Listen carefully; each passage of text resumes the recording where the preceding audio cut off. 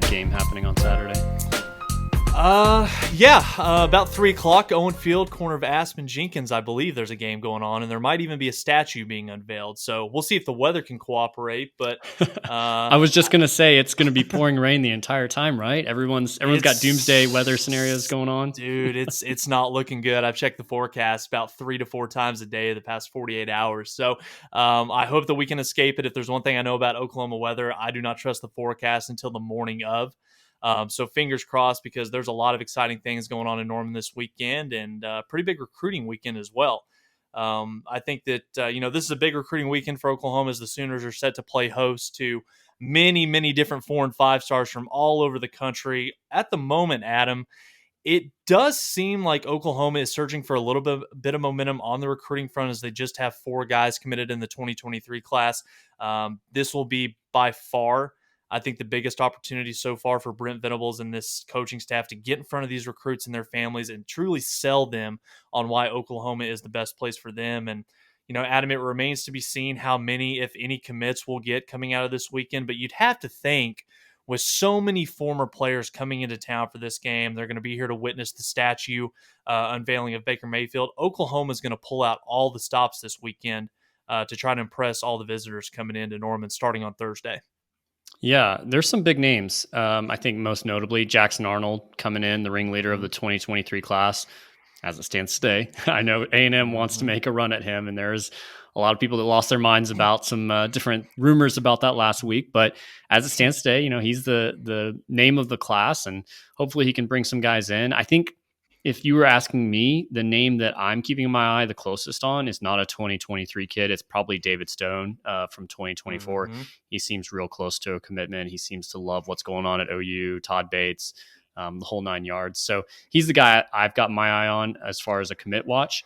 But I think the most interesting ones, too, just from a general fan perspective, is always going to be the quarterbacks. You've got Arnold, who's already committed, but you've also got 2025 coming in, and Bjorn, and I believe the last name is it might be a soft J there, Jurgensen out of the Orlando area of Florida.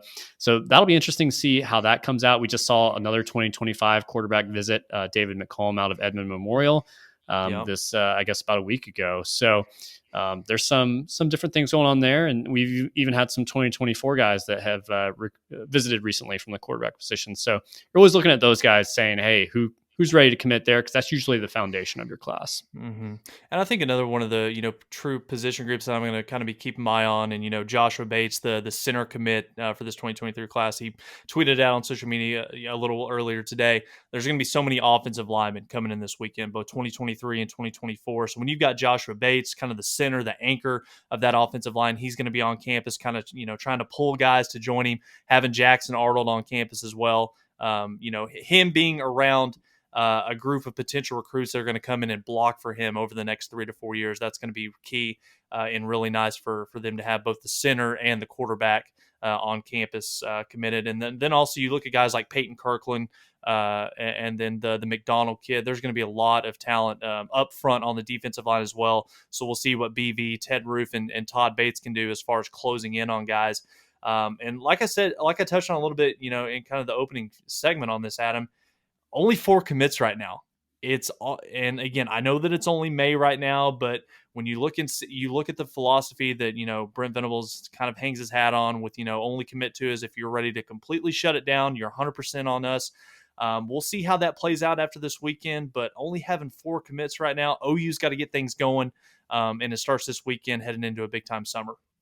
Yeah, and there's going to be plenty of name players back in Norman, whether they're recent stars or maybe former stars, maybe from a little bit further past. I saw Jason White tweeted today that he's going to be back for the spring game. He's pretty much at all the games anyway, but he's a guy that pretty much everybody that is currently in the recruiting game, they were born after he played, which is kind of crazy to think about, but Jason White's going to be there. A lot of other guys, it sounds almost like a reunion of former guys that are coming back to the program, maybe that had distanced, not because of anything the program did or just, time, brings that. But I think a lot of guys are energized to get back, get more involved with Brent Venables back in town. So I think that'll be exciting. And of course, Baker Mayfield being the headliner of that, it's kind of disappointing that he Mm-hmm. has the situation going on with the NFL right now, so we really can't celebrate everything he's accomplished at the next level.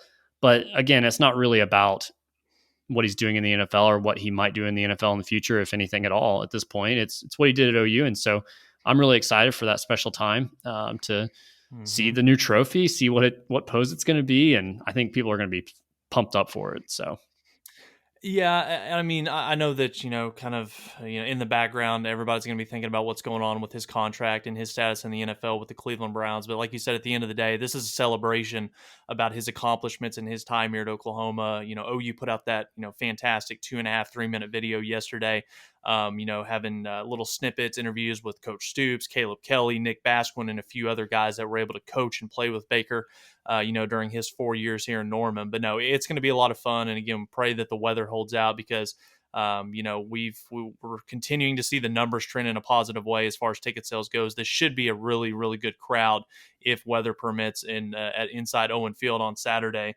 But Adam, I just kind of want to touch on this, briefly when talking about the spring game. It's so hard to evaluate, what takeaways can we get from this? What are we going to be watching for? What really can we take and, say that, this is going to translate into the fall? What happens in the game on Saturday, whether it's position groups, depth chart, who plays where, how many plays does this guy get? How's that going to impact, the 2022 season? But just kind of where do we want to start on this? Do we want to talk some position battles, maybe a guy that we're going to have our eyes on during this game? Kind of start wherever you want to on this. let's go position battles. I think backup quarterback's one that everyone's going to be closely looking at. Mm-hmm. It's one that's really set up for Micah Bowens to have a ton of success here, being one of the more experienced guys, being that the conditions might be rainy, windy.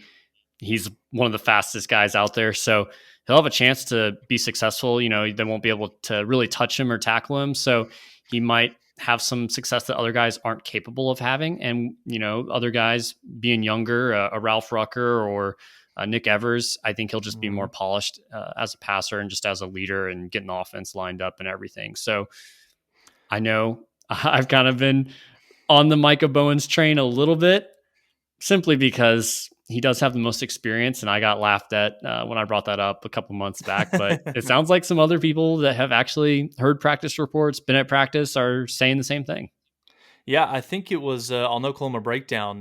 Teddy and Gabe were talking about how they've seen some really good things and have heard from coaches that Micah Bowens is performing really, really well. BV talked in his press conference today. Dylan Gabriel is going to be playing quarterback a little bit for both teams on Saturday. But I'm really interested to see a guy like Nick Evers. True freshman. He was a 4-star, a guy that we were able to get late. Coach Levy, in his first day as offensive coordinator, was able to bring him in and join the 2022 class. So seeing a guy like Nick Evers, what he can do. Obviously he's extremely talented, but very raw, still being developed at this point right now. What can he do? And then you talk about a guy like Micah Bowens, who has been on campus already for a year and a half, learning a new system. But, we know that he has a lot of the tools, especially athleticism, to be able to compete and, get the offense up and down the field. And then, Adam, we're also hearing some pretty good things, it sounds like, from Ben Harris. And I know that that's not a name that too many OU fans are going to be familiar with, but we're hearing some good things, it sounds like, on the back end, or behind the scenes, I should say, about what Ben's doing. And again, I think that running back, kind of transitioning to another position in the backfield, that's going to be one that's going to be interesting to see how it plays out on Saturday. Sounds like I really don't expect to see a whole lot of Eric Gray. Just if the weather's going to be bad, I don't think it's worth handing him the football a ton. We kind of know what he can do, what his skill set is. And Do then we talk about? Do we though? Because he played less and less as the season went on last year, and when he did get the ball, he really didn't do a whole lot. So I don't feel like we know what he can do. Yeah. We know what he did at Tennessee, but at OU, I don't know that we saw that with our own eyes. So he's actually the one. Maybe he won't get too many opportunities on Saturday, but he's the one that I'm the most interested in seeing what he can do. Because your other guys like a Marcus Major, he is what he is. I think. I don't think he's going to be able to wow us necessarily with some newfound ability necessarily. Yeah. Eric Gray's the one we haven't seen. Well, and I think that's what's so crazy. Eric Gray, his stats and his film and his play was better at Tennessee than it was at Oklahoma. And we're talking about going up against SEC defenses on a week in and week out basis. But Marcus Major's been nicked up throughout the spring a little bit, so I think we're really going to have a lot of opportunities to see what a guy like true freshman Javante Barnes is going to be able to do. We've heard rave reviews from DeMarco Murray about how he's impressed as a true freshman, and then also the transfer to Tawee Walker, the JUCO guy. Not having Eric Gray available throughout most of the game. Marcus Major's going to be nicked up. I think that you're going to see those two guys get an opportunity to carry the football a good amount. So I'm really excited to see what the running back position is going to be able to do.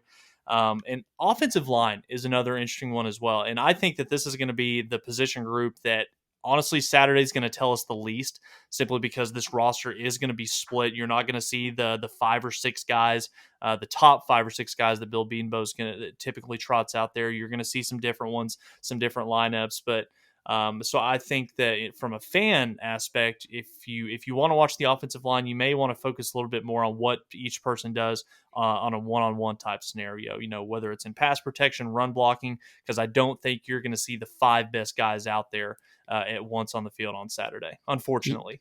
Yeah, and I think that does kind of negate what we might see from the running backs. Javante Barnes is probably going to get a ton of carries just being the new guy. The walk-ons are going to get a ton of new carries. So, but they're going to be doing that from an offensive line that's completely, mismatched as far as just moving all the guys around. So, I guess from an offensive line perspective, there's 2 names that I'm going to be watching, not necessarily to see how they do or anything, really just to see how much they play.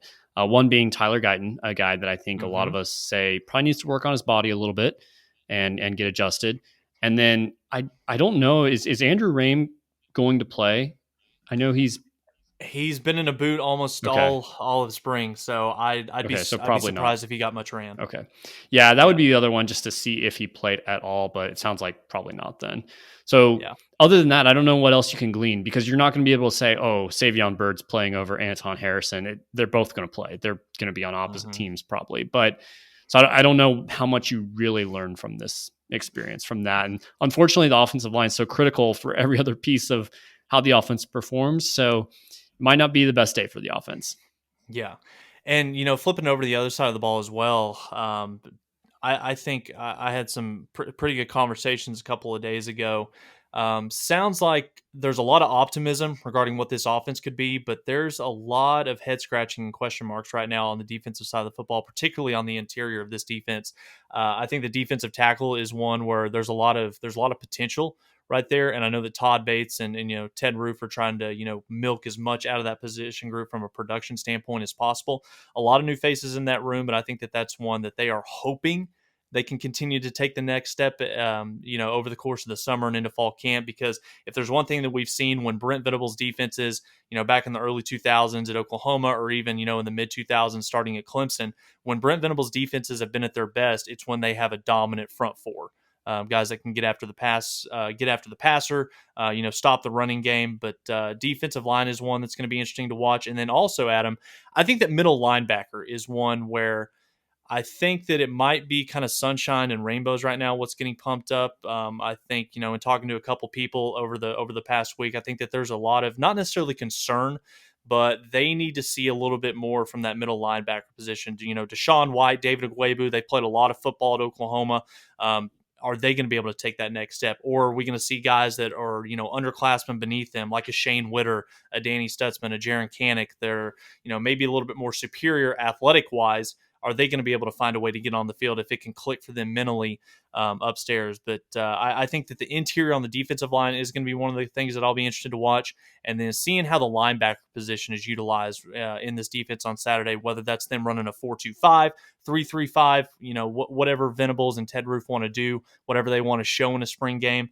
But honestly, man, I think that there are more, not necessarily storylines, but there's so many different things as a fan. And we're diehard fans, ones that cover the team, or follow this as close as almost anybody. There's so many new guys, there's new schematics. There's going to be a lot of fun things to watch on Saturday. Yeah, the alignment is interesting. How is that going to play out? Specifically for a guy like Clayton Smith, that I'm not really sure where he plays in the Brent Venables defense. So I want to check those alignments, see how often that changes, how many defensive backs are on the field, how many linebackers are out there, so on and so forth. Because he's a guy that we saw his tape out of high school, an absolute monster from, I believe, Texarkana. And so can Brent Venables unlock that after what was probably a disappointing freshman year? Although, being a true freshman, there's adjustments, especially when you're a lineman, but he really Yeah, Nick didn't Benito play at ahead of all. you. Yeah, Yeah. but he really didn't play at all. He was kind of non-existent. So Mm-hmm. he's a guy that you definitely want to keep around. He's got immense talent. I got to find a spot for him. As far as other linebackers, prepare for TD Roof time. I think he's going to play a Oh lot God. in the spring game. I think some people will love it and they'll be like, oh, it's gritty coach's son, yada, yada. And some people will Mm-hmm. absolutely hate it. I'm probably a little bit closer to that camp. He sounds like your traditional player that the coaches love because he always is in the right, spot.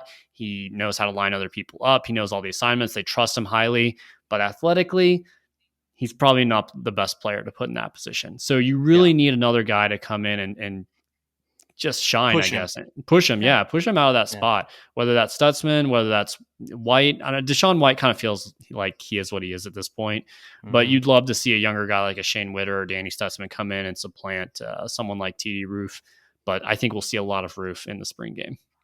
Venables in his press conference today, he brought up Marcus Stripling. I know that's one on this podcast. He's a guy we've talked about a lot this offseason. He had a really, really good game to close out the season last year against Oregon in the Alamo Bowl. A lot of guys have been, or a lot of fans and even the coaching staff as well has been kind of waiting for him to take that next step. Go from, not necessarily making 2 or 3 plays, flashing at times, but be that guy that is a consistent 3-down player all game long. So seeing Marcus Stripling and Clayton Smith kind of battle it out there on the edge is going to be really fun to watch. And then, another position, I'm basically just going to throw all these guys together, and that's the defensive back. Seeing what Jay Valai and Brandon Hall are doing with the safeties and the cornerbacks. Kanai Walker is a guy that I'm really excited to watch and see how he moves, see how he does in press coverage and also down the field. A guy like Billy Bowman, who we've talked until we're blue in the face, a guy that was thrown around all different positions in the secondary last year, kind of a plug and play type guy to stop the bleeding. What's he going to look like now that he's firmly playing one of those safety positions opposite of Key Lawrence? And then the North Carolina transfer, a guy that's played a ton of football, probably the most experienced college football player on this team, and that is Trey Morrison. What's he going to look like? What spot's going to fit him in this Brent Venables defense? And, I think that another thing that's going to be interesting to watch, Adam, and I really don't think that we're going to see or maybe even get a glimpse of an answer on Saturday, is who kind of fits that cheetah position that Brent Venables has made so famous during his time at Clemson, kind of that hybrid nickelback position that Isaiah Simmons flourished in at Clemson. I think he was around 6'4", 230 pounds, was just a freak athlete, top 10 pick in the draft. I really don't know if there's a player of that size and stature or even athleticism on this roster right now. I think you could maybe make the claim that a guy like Jordan Mukes, from a size and speed standpoint, or even a Jaron Kanak, could possibly play that position. But it's going to be really interesting to watch and see what Brent Venables does. And, defensive backs is one, and we've already touched on the offensive line. There's just so many new faces, new coaching staff, new position changes. It's going to be a lot of fun to see how it shakes out. A guy in the defensive backfield I'll have my eye closely on is TJ Graham. There's been some different murmurs about him, rumblings, I guess you could call them, even this week, really, about him thinking, hey, he had a great 2021. He should be the guy. I don't know if that's true or not. That's just rumors at this point. But there's certainly some competition with Connie Walker being kind of a name that people are buzzing about. CJ Colden's on his way in the summer. So there's some definite competition there. So I want to see Graham. I want to see what Graham can do. I want to watch his body language. How engaged is he? So on and so forth. And I think, and I'm sure we'll talk about this next week after the game has happened and some of the results, and maybe try to, I don't know, want to speculate too much, but who might be on portal watch at that point. We may even have some guys in the portal immediately after the game, but before we even go to the next podcast. So that's a guy that we're looking at.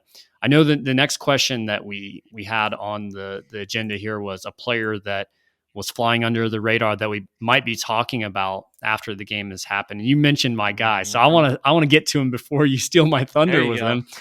Jordan Mukes, he does fit the profile of that guy that could play that cheetah position, but even if he's not in that role, even if he's just playing free safety, strong safety, whatever, I think the defensive backfield is going to have a guy that's going to get an interception, knowing that the weather conditions might not be great. We know that in the past, quarterbacks haven't put up the greatest stat lines in the spring game. Even if he's intercepting a walk on like Rucker or Ben Harris, just all you have to do is make one play. The rest of it is meaningless. If you're a Yeah. receiver, you probably need to get up a couple catches. If you're going to be a running back, you need to rip off a couple big runs. As a defensive back, just make one play, one interception, and that's going to be the talk of the game, really, in my opinion.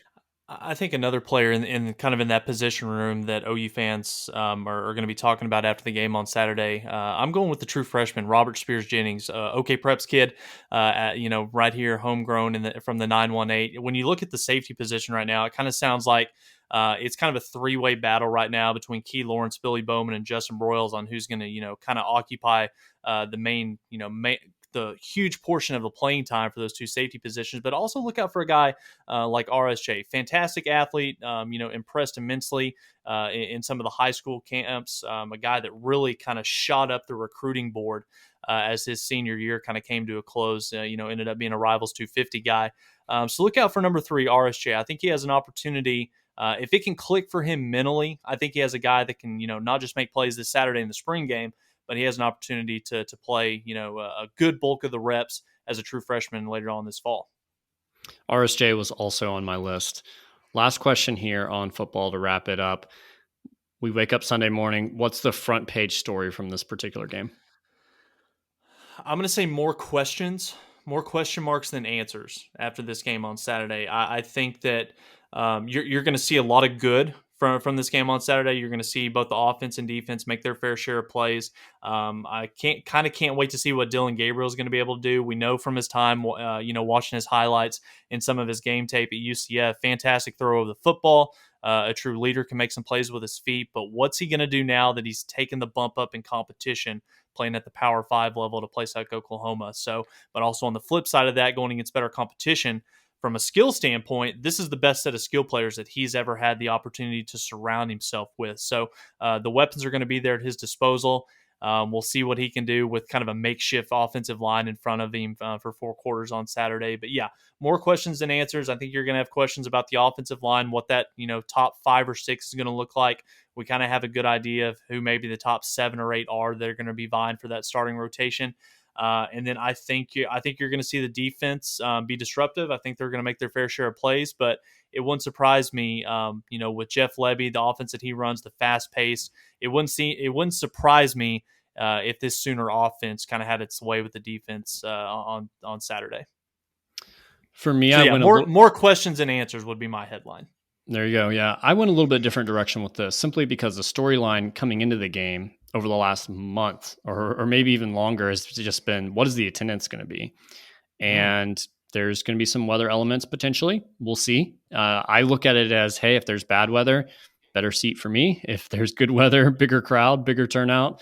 But it certainly feels like the fan base is being graded by Brent Venables on what we do today. And so, I think it's going to be a good indicator too of, hey, can Venables get the home crowd a little bit more riled up, a little bit rowdier for home games in the fall? Venables was here when OU went on that super long home winning streak. I don't recall exactly when it ended. It might have been, I want to say it was in 2014 against Baylor, but it was going on for many, many years in Norman. So we need to get that home field advantage back, where it's basically impossible to win in Norman. And so I think that's the first step of that, is getting a good crowd here at the spring game. Can the crowd respond and show up when Venables says show up? That was something, I don't know how many meetings, how many discussions that we had during our time, in the working at OU, and it was how to, not just ways to fill up the stadium, but also, once game day gets there, how do you improve the game day atmosphere? Because, Adam, we've been, kind of all over the region, going to various away games. We've been to a lot of different stadiums, Tennessee, College Station. The OU game day fan experience, in terms of the fans' ability to affect the game for the opposing team, me personally, I don't think OU does a very good job of that. I think that we have a very quiet stadium. Most of the time, we're a very reactionary type fan base. I think it's not going to be consistently from the snap to the final second of the game coming to an end. I don't think that the crowd does as good of a job as it could in terms of impacting the game and making it tough on the away team. So I think that Venables has done a good job in challenging the fan base, especially going to the SEC and with what we think is going to be 2023. OU is in for a rude awakening for our fans that are going to be traveling to these SEC stadiums, because OU is not even close by comparison to some of the other premier schools in that conference in terms of the away team coming in. Yeah, two names that were recently hired within the athletic department: Tyler Kofer, who's going to be, I don't have the exact title in front of me, but essentially the athletic director over marketing. And then I think it was Leah Beasley. I may have that name wrong, but she was recently, for the external affairs. And I don't want to knock other people because they don't have the same experience that you and I do from working in the athletic department. But these aren't like Venables going out and getting his, maybe he has some connection to these people, but it's not Venables saying, this is how I'm going to change the game day experience. These were two openings that were vacated by some of our former coworkers within the last 6 to 8 months or so. So these were open positions that were going to be filled regardless of whether Lincoln Riley came back or Venables was here. It really doesn't have anything to do with that. I think some people may be a little disappointed when they get to the spring game, and maybe not much has changed at that point, and people might get antsier, or they may have big expectations for what these two people can do. And I think they will make their changes, and it's always good to get fresh new ideas in, but one person coming in isn't going to necessarily dramatically change everything all at once. Maybe a guy like Turnip Seed's going to come in and do some things with the football program, but from the fan experience side, that's going to take time because there's so many different pieces and elements that go into that.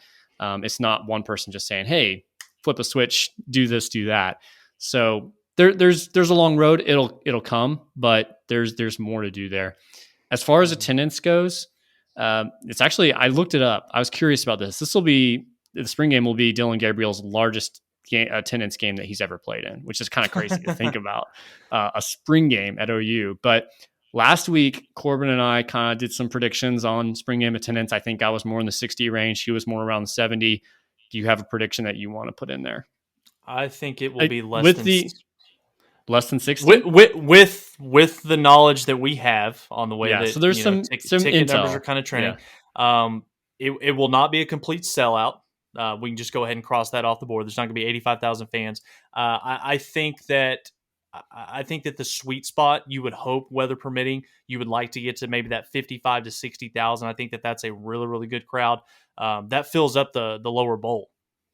Which, but looking across the landscape of college football, some of the other spring games that we've seen over the last 2 to 3 weeks, the attendance of theirs, if OU can figure out a way to get 60, maybe 65,000 fans, that's pretty damn good. That's probably top 3 to 4. I know Georgia was 68. So if Ohio State was up there as well. Yeah, it looks like if we can get past Georgia, which was at 68, if we can get just past them, it'll be really nice, and we'll be number one in the country for spring game attendance, most likely. Unless LSU or Texas surprises me, I think those are the only two that I'd be concerned about that are happening on the same day. Yeah, we'll see. Like I said, it all depends on the weather, but there's been a lot of tickets that have been purchased. So if we can get some sunshine and some good weather, I think that this will be a very good turnout, and we need it. This is a big weekend for Venables. First spring game. This is kind of this is his first time kind of in person with the team in front of the fan base. It's going to be high energy, a lot of alum, a lot of former players. Baker's going to be in town. He'll be excited. So, if you're an OU fan, and we've kind of been taking it in the shorts over the last 6 months or so, since Riley's been leaving, especially with the national media, this is your opportunity to kind of go out there and get behind this team, embrace this coaching staff, and show the recruits why Oklahoma is one of the top places in America to play football.